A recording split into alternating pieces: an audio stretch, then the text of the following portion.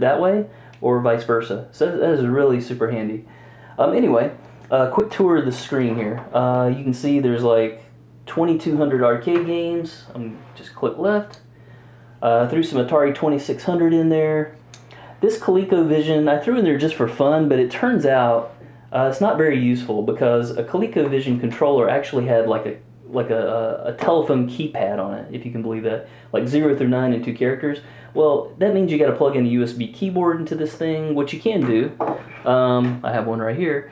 That does work, but nobody wants to do that. That's kind of a pain. Let's see, Game Boy, which is like 1,000 games of that. Game Boy Advanced, over 1,000. Sega Genesis, about 800. Nintendo 64. Now this is the one where it really pushes the power of this thing. Some of these won't run well, and if they don't run, it means it's just not emulated well.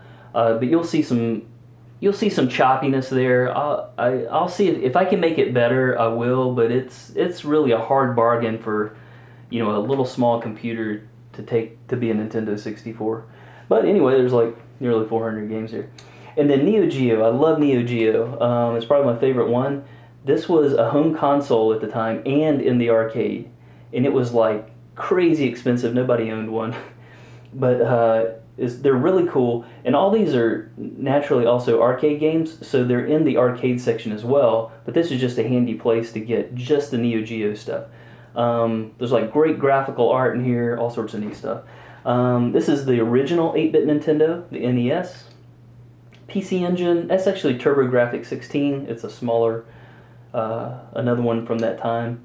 PlayStation, ironically, this one plays perfectly. I put one game in there that I really like.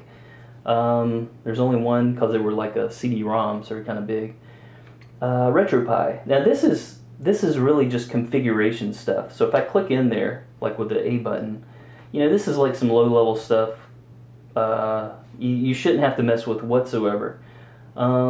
If you hit something or mess up, you can just unplug this thing, the power, and replug it back in if you're worried. Okay, I'm going to go back. I think this is one that's just on mine I'm playing with. Nothing useful there. Okay, Super Nintendo. Awesome. 700 of those. And Vectrex is a really old vector game console, like for home. It was like asteroids, stuff like that. Alright, so let's just jump into one of these. Enough rambling.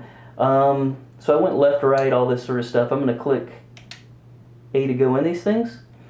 Now you can see when I go up and down, it's a pretty overwhelming list.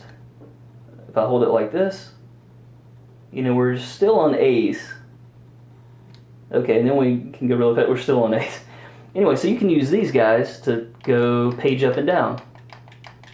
So that's much more helpful. And even at that, after all that, I'm still on just E. So what you can do is hit this back button, and you can kind of change the ordering if you want. But the most convenient one is this letter. So let's say I want to go to the letter W, and just jump there. Let's say I'll just say T. I'm going to click enter here. Hey, I'm at T. So that's a good way to kind of jump around and get down the list. All right, so I'm just going to pick one. Gosh, I don't know. I'm just going to make something up. King of Fighters 94. Let's see. I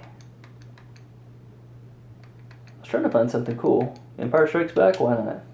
There's a movie out. Alright. So this launching up the game, just like if you plugged in the machine at the arcade. Alright, so arcade games are a little different in the sense they have the concept of coins, right? You got to put a coin in to play. And these are the real arcade machines, not a reproduction. So for coins, I set those as the back key. I'll turn this up a little. I think I had it turned down. Okay, I'll throw some quarters in. Anyway, hopefully you see the credits going up. And then, so this is one player start.